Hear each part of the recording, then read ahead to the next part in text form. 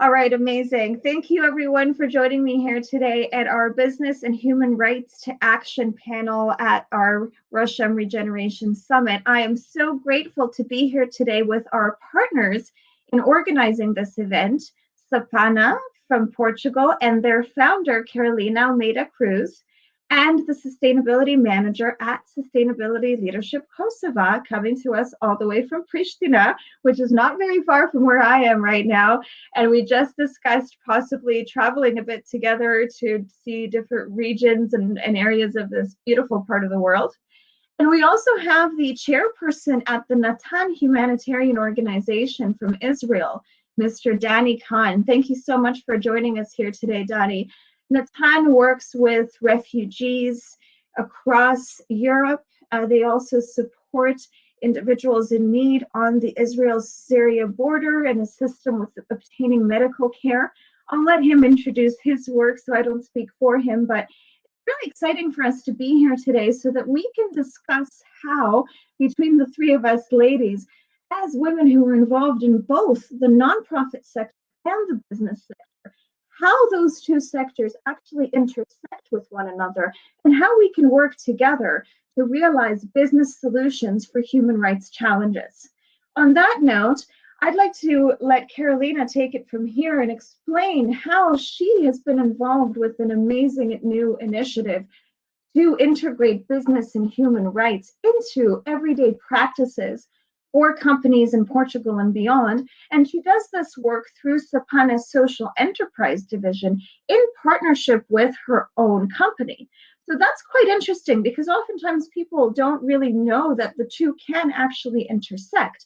And just before she starts, I do want to make mention of that when it comes to nonprofit governance and how nonprofits can work together with for-profit social enterprises, the key consideration to have in mind is, let's say, if a founder like Carolina then moves into the private sector and is still involved with her nonprofit, she can do both, provided that there's a different governance structure in place compared to the nonprofit. So if she is still involved with the nonprofit she founded, if she has a board of directors that she answers to there, that is different from the board of directors at her own new business, it's completely all right for her to be involved with both because there's a transparent and accountable mechanism to make sure that there's oversight over the work being done.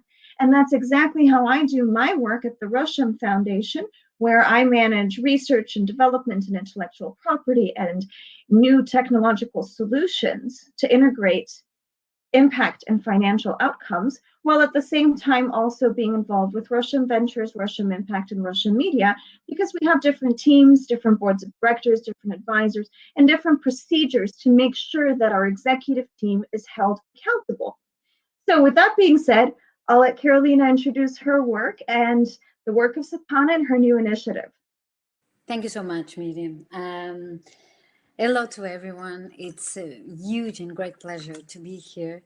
I haven't launched my company yet. I will do it tomorrow around 3 p.m. So I'm yes, I'm really happy about it. And my aim is to create a B Corp. So that's my aim, and then we'll go there. That being said, why am I here now at this moment? And with your question, I think the answer that I can give you is I didn't plan this. So I wasn't planning, honestly. I was really blessed regarding the work that I've done and that I created so far with the team. So uh, coming back to your question. So basically, I was telling it was lucky because I was really lucky because the way that we started Sapana in 2012, we started as a nonprofit, as you can imagine. So we started like that, and we didn't even know how to make it sustainable. Nowadays, it's a social enterprise, if we can call this way, because we have our profit, and at the same time, we maintain our mission. But for I would say the first 4 years we were completely trying to make it self-sustainable financially, but we didn't know how. And this is one of the things that is quite relevant, this kind of summit, because that brings me to a point is we are always talking about social entrepreneurship, social businesses, social enterprises, B Corps, impact investing, ESG investing. And the majority of people put all of that in a melting pot, and we don't know the concepts. We can't even understand the concepts. And so one of the things that I think it comes to me as my identity as individual is I wanted to work always in a way that people wouldn't depend on me as individual, on me as an organization, and at the same time uh, creating a common ground communication regarding the topics that we were covering, because if not, people wouldn't understand. And one of the major tools, if we can call this way, to explain what we do is human rights, because all of us are humans. We are always dealing with humans. Yesterday in the Puvan session, for example, he said something that I loved. It is like, you cannot recall, you cannot talk all the time about statistics. We are mainly humans that we are talking about. And let me give you a number and a fact figure, for example, regarding Sapana work. For the last 10 years, almost 10 years, it's like almost a decade, we've empowered more than, I have the numbers here just to not exactly, we've empowered more than 880 people unemployed, and 80% at least were capable of finding their work. So this is not employability rate that I'm trying to share with you. I'm talking about another thing, is the way that we worked with these people was always considering them as individuals, regardless the context that they were living and they were coming from. And I think that that mission, that drive that all of us as a team have in Sapana makes us, I would say, mission driven social entrepreneurs. We are social entrepreneurs within our social enterprise, and this is something that you can never forget. I think it's one of the most relevant characteristics that all of us who are working for the field, social field, vulnerable people with not so many conditions and access to the majority of things that we all have, we should look up to. And this is something that I would like to live and to pass through you, Miriam. But I would say that the way that Sapana is creating their work until now is based on a methodology that empowers individuals to become sustainable. But for that to happen, you need to have an identity. What are you able to bring to the table? In what you add value? And I think we did that with unemployed, with youth at risk. We are doing that with inmates and now teenagers who were they are now they committed a crime, and they are now in that situation that either you have an employability program / soft skills program, or you go to the potential. I've got to add on to this in terms of what we heard from Blue Number yesterday. So when we think about the value of their individual unique identifier, and you just mentioned you have to have an identity. So when it comes to prisoner reform, a lot of times there's this doubt when it comes to that person becoming employable. Did they actually go through that program? Are those references actually real? Have they really interacted with these people in these organizations? So being able to store that data on the blockchain through a unique individual identifier that person owns, and that it only belongs to them and nobody can change it or alter it. It's tied to their experience, and then they can showcase that yes, they did go through this training. Yes, they do have the references. Yes, they did interact with the organization. And it takes away that doubt of automatically just assuming that someone is not good enough because they've had that experience in the justice system. So I'd love to follow up with the amazing gentleman from Blue Number to see if we can maybe work together with Sapana on this as well. And I think even on the refugee issue, the same thing applies. So we've seen these patterns happen where the bad news outweighs the good news, and we hear about certain individuals doing some really negative things, but we don't hear about the migrant entrepreneurs who are making an amazing difference in their local community. And there's this huge risk and there's huge fear. So again, having that individual identifier, it also takes away the risk, because if somebody who has had a refugee experience wants to become fully transparent and provide data through storing it on something, a ledger that is ultimately theirs, that no one else owns and can come in and edit, but that they can protect their own data and make sure that once it's entered on there and in partnership with relevant third parties, and that it's there, it's real, it's verifiable. So they then have a way to prove that, yes, all of these positive things did happen, and we're not the people that you hear about on the news. We've done all of these great things for our communities. So I think there's so much potential there. Now, moving on to Rina. Rina, please tell me about your work at Sustainability Leadership Kosova, how you're helping the local community, and what you see as being the future of the region, how we can all collaborate. Thank you, Miriam, and thank you so much. It's a pleasure to be here and speak to you all. I'm a sustainability manager at SLK, Sustainability Leadership Kosova, which is an NGO that we established in 2018 together with Indira.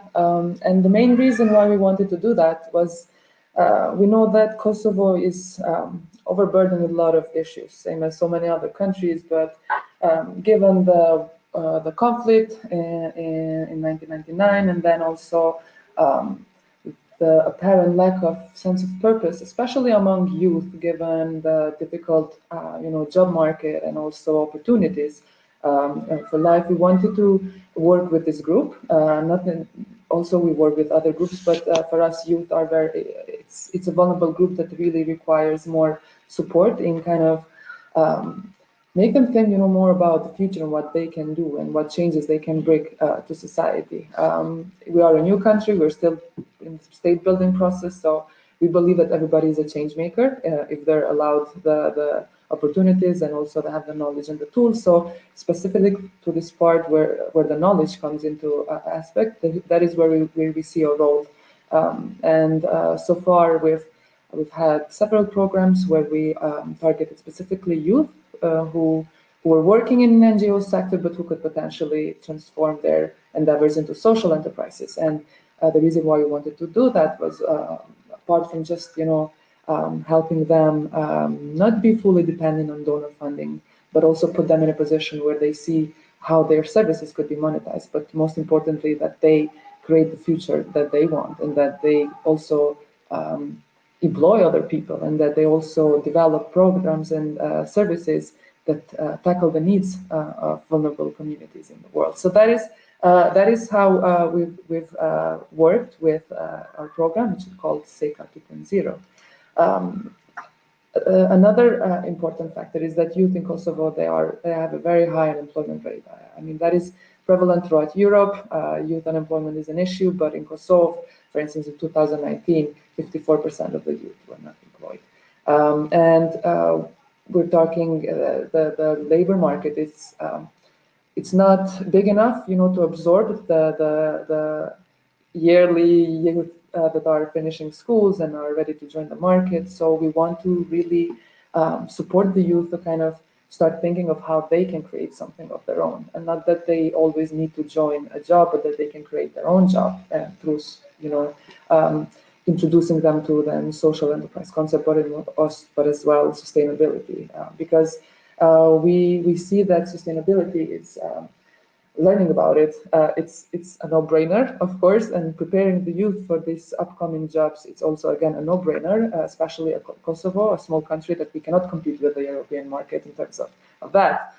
We can compete in services mainly, but we also can compete with maybe new ideas, new, more radical ideas, that I can say, that take into account the earth and the society that we live in, not just focusing on the planet. So we want to really change the mindset and the heart set of our youth through our programs. And coming to the last point, Miriam, that you said, we see that it's crucial that youth in the region, they collaborate with each other. And we have undertaken a project, a regional project, where we kind of want to, teach youth about sustainability, but also link them with the private sector. And we see that very, very crucial to kind of help bridge this current gap between the youth, and tapping into the support that can stem also from the private sector, and in that way create that space where both can influence each other. So through training, teaching the youth about sustainability and what they can do with these new business models, maybe they can also support the private sector in crowdsourcing ideas and all of that. Kosovo had a problem recently with a high number of foreign fighters going and fighting in Iraq and ISIS, and that has been a new problem that Kosovo has never had before. And one of the main problems that social scientists see with this is that lack of social purpose that can can bring that a person to kind of give up a life here and join a cause for ideological reasons. So while we are not directly working with this community, we still see that providing programs that prevent youth to kind of take a negative route, that is where we see our contribution in preventing conflict, and also in supporting a peace building process in Kosovo and abroad. I'll leave it to this, and then happy to answer any other question. That's amazing. I love how your focus is on solutions. And ultimately, I completely agree with you that I believe that the real root cause of any conflict is particularly that lack of purpose and a lack of self-determination, because usually what we find in any part of the world, and this was more so relevant to the breakdown of the former Yugoslavia, is that the economic challenges happened first, and people entered into states of desperation, of having an uncertain future, of not having purpose, not having support in realizing anything to do with their individual ambitions or purpose. It just, essentially, when you're looking at the breakdown of a former communist state, it was this individual sense of purpose was tied to that identity of, I have a life if this state exists and if I can be a part of this state. And when that broke down, that, to me, in my personal opinion, particularly because I've lived a refugee experience after the war in what is now Bosnia and Herzegovina, that when you tie that individual identity to a state or a particular political institution, and that breaks down, then what does the individual do? So what do? They end up looking for another identity tied to another political movement, tied to another place. And that's just, again, my opinion on it, simply based on my own experience, that we need to empower people to believe in realizing their own potential, regardless of these social and political constructs and around them, so that despite the context, they can just be themselves. So they can find that self-awareness and that self-realization of, I am simply me. So for myself, I am Miriam, and I believe in myself, and I believe I can accomplish things that I want to do that are good for the world. And that does not, I don't have to be defined by the fact that I experienced having been a refugee myself, that I experienced having grown up in Canada, being seen as an immigrant who learned English over time and who was still somewhat offcast from society. So those are just things that I went through, but it doesn't mean I have to identify with them forever. And I think that's why it's really important that organizations like ours really do focus on developing the individuals so that individual identities are formed by what that person wants to contribute to society and how they see their own contributions. And we're here to support that and provide guidelines, programs, frameworks, information, resources, networking, peer-to-peer mentorship so people can learn from each other, but really carve out what they want to be doing in terms of realizing their potential and define on their own terms what type of a contribution they want to make. So, since we're still on here, Carolina, tell me, what do you want to know about my work that you haven't seen or experienced yet? Do you have any questions? Because come on, Miriam. well, okay, so no, because we've done our social enterprise fellowship in terms of scaling Sapana as a social enterprise. But is there anything else you want to know about our programs that maybe you think that maybe people at the conference might want to hear more about? I think instead of asking you, let me share what I feel that you do, because I think sure. Let you share what you think I do, and then I'll tell you what I do. Because one of the things that you are covering, and Rena as well, and girls, we've been discussing this in the last meetings that we had, because it's incredible when we share, okay, we are working and empowering the vulnerable or people who don't have access to, or potential, as you said, ex-refugees, if we can call this way, because it's terrible. I hate that, and I hate the ex-inmates. You shouldn't stay with a stamp, do you know? And one of the things that I was thinking is, okay, quite cool, amazing work, social organizations, social entrepreneurs who are truly eager to change and to make this happen, but we couldn't do if we wouldn't work with private sector and the public sector. So this work needs to be an holistic approach, because the only reason why Sapana has and you girls, I think we can talk about all of us, it's we need the private. Imagine a sandwich. So we need the private here, and we need the private here to support, to inject, to boost our organizations and to believe in what we do. But at the same time, we should raise and envision a new future. And for that to happen, you need to work with the public sector to create policy, to create new policies, new legislations, new solutions that the private and the public don't have the ability. And so I would say that our target, our individuals are or the ham or she's, and the public and the private are the house of bread. And if we think so, we need to listen to what are the necessities of our government. And at the same time, we need to talk and to create that common language with our private sector. So with potential investors, companies who are able to employ our targets. Sorry to mess it up a little bit, but I wanted to share this. Danny?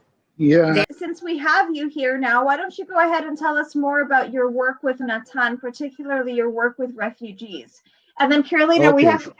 we have to get back to our subject, okay? All right, Danny, Okay.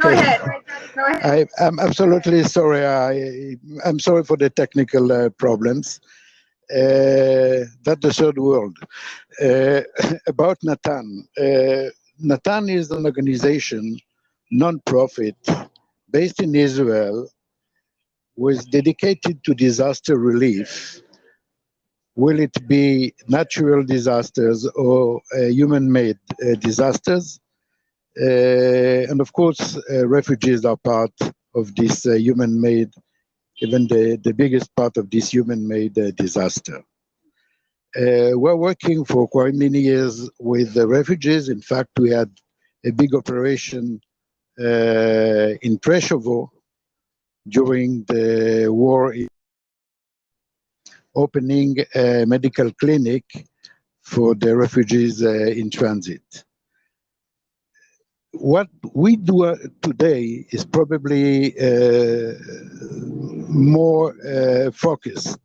We are working in Lesbos in Greece for the last 4 years, where we have created a school with a specific model that the teachers are refugees by themselves. Meaning that if our motto, if our mission is to restore dignity, and we believe, you spoke about the individual, and that's right, that's the main point. And the main point, in fact, is restoring dignity among the refugees. I remember this experience we had in Prešovo, where we received families coming from Syria, being on the road for sometime 1 month, and just sent from one point to the other, and nobody asked them how they feel. Nobody asked them, in fact, what their name is. So this kind of affiliation is very, very strong with many refugees all around the world. We face it with the refugees in Lesbos for the last 4 years, people coming from all origins. So if I look at the parameter of what should be changed in order to work with refugees, there are two elements. It's the surroundings, meaning the society around, and providing them the tools. About the society around, there is an amazing figure. Did you know that in 2018, 43.8%, meaning 44% of the 500 leading fortunes in the US came from refugees or sons of refugees. 44% of the 500 leading companies in the US. So that should change the paradigm. Do you mean their leadership, or do you mean their employees? Are they employing refugees, or are they led by refugees? No, I'm talking about the owners. I'm talking about the executives, the enterprises, the entrepreneurs with this, the founders, the owners are by 44% immigrants or sons of immigrants. Meaning there's a huge potential there. And our economy needs these people. And that's probably the point that we want to emphasize. Refugees, migrants are not a burden for society, they're an asset. They're a chance for the future, as long as we make the slight change in order to make their life easier and to integrate them a little better. And that's around the society. And then we reach the tools. And that's the reason we created this school, is first to provide the kids with a better understanding of the Western countries they are reaching, learning the language, learning basic skills, but also keeping their own identity. We run in this school four classes, one in Arabic, one in Farsi for the people from Afghanistan, one in Kurdish, and one in French for the people from Congo and other African countries. Meaning, strengthening their own identity, we are restoring their own dignity, and based on that, we are able to give them the extra values and extra skills in order to integrate the Western society. The same is done with adults, and I think that we have to emphasize today the education of adults. And that's mostly our message. And just one other point. In the last 10, 15 years of global village and globalization, the trend was to delocalize.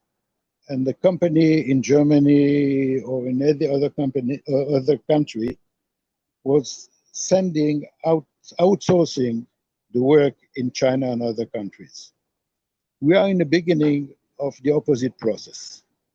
And more companies are relocating. COVID-19 helps us in that people understand that the world is not so open as they thought, and the communications are not so open, and you need something close to home.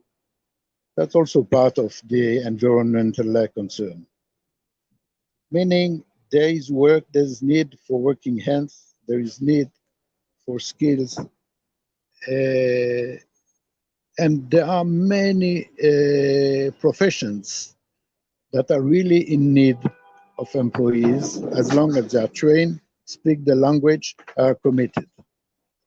I can tell you that no one is more committed than a migrant, because he knows that all his life is there. So that's in a few words our message. We can do that, we do that, and the line it was clear.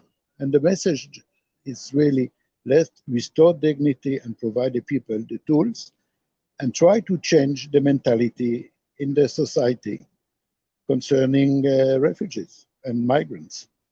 All right. Thank you so much, Danny. That was so insightful and inspirational. Now, just to share a few more points before we close up for the day, what I'd really like to focus on is facilitating collaboration through private social network platforms. Because so many of us share so much of our day-to-day lives on Instagram, Facebook, Twitter, LinkedIn, and many other platforms without really thinking about the concerns around data privacy and data ownership. Yes, we've heard the stories and we know that there's some kinds of issues going on, but most people don't have an alternative. So if we want to build communities around particular issues, the usual option is to start a Facebook group or to start a WhatsApp group or to use Viber or any other messaging app that we're familiar with that's part of what is known today as big data. So the question is, how do we actually realize the privatization and protection of user data when it comes to private communities related to active collaboration for specific issues? So just to build on our discussion earlier with Carolina, that is what the Russian Foundation is working on. And yesterday, I shared a bit of my story with Mr. Puvan Selvanathan from the Blue Number Foundation of how I also am working on transitioning more so from my private sector work to my work at the foundation in order to particularly focus on building out these types of communities and technologies that on the one hand protect user data privacy and on the other hand make it possible for us to integrate the realization of positive social and environmental outcomes with positive financial outcomes, because that will then give us data sets so that we can showcase that when programs and initiatives like what Danny talked about that are incredibly necessary in terms of refugee integration, in terms of empowerment, in terms of facilitating everyone being able to develop their own innate skills in the most effective way, that when companies, like what Carolina was saying from the private sector, make those community investments, and it's really important that community investments happen in accordance with international frameworks such as the LBG framework or in accordance with World Bank guidelines, because we want to make sure that these programs are actually effective and that we don't run into donor fatigue. Because oftentimes we have a lot of corporates that sponsor issues that they just want to have to share on social media and say they're the sponsor and they were a part of this. But then the program isn't actually effective and doesn't deliver the results that are being claimed, then the campaign isn't that effective either, because nobody just wants to see a corporation greenwash or impact wash or talk about how they're making a great impact and that impact never actually happened, right? So if we talk about Carolina's sandwich, right, and we look at the the for-profit sector as that first layer, right, and then the social enterprises and the hybrid entities as you know, I don't eat ham, but I'll call it the eggplant or the brinjal in the middle, or the falafel, okay? So sorry, yes, I'm comparing our work to a falafel, right? And then having the strictly nonprofit and the government sector be that kind of top layer. When it comes to integrating how we work together, data has a big role to play here.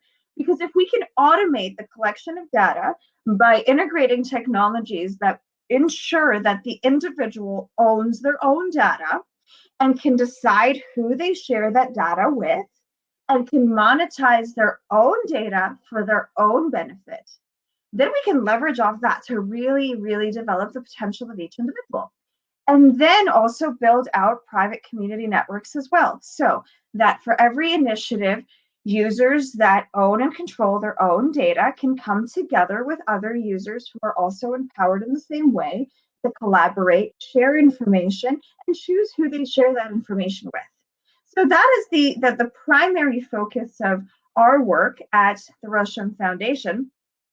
And in addition to that, we're also making sure that these initiatives have what we call boots on the ground projects associated to them, so that we're not only talking about replacing big data, that we're not only talking about the issue around privatization of user data control and how we communicate with each other, but that we can facilitate that communication by bringing people together at rural innovation centers in village environments or in smaller, so similar to what I spoke to you about, Carolina, how perhaps we can have one of these initiatives in Portugal and have a center on an organic farm whereby we can train and empower underrepresented populations and people who are going through Sopranos programs, also facilitating IT training, also facilitating different types of workplace skills development programs, but having that be out of the big cities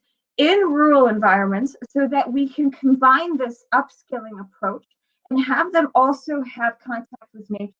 So in different settings, I mean, these types of programs can be scaled and applied, keeping in mind the local context. So Indira, the founder of Sustainability Leadership Kosova, asked an interesting question about how can we collaborate with regard to the Balkan region. And it's really important to keep the context in mind as well, because we have to address the needs of the local population while integrating the needs of new and incoming populations, or integrating the needs of people who have experienced other challenges. And I think it's really important that priority really is on a local economic development in smaller local communities, so that the community can get actively involved in the process of integrating best practices related to how we produce our food, how we deal with our waste, how we process our water, what we do with our wastewater, what kind of clothes we wear. So every element of our lives, we need to increase awareness about that, and we need to increase access to tools, information, and be able to communicate a lot more effectively with people from throughout the world who share our ambitions to make this world a better place. And it's really important to start doing that in a localized way.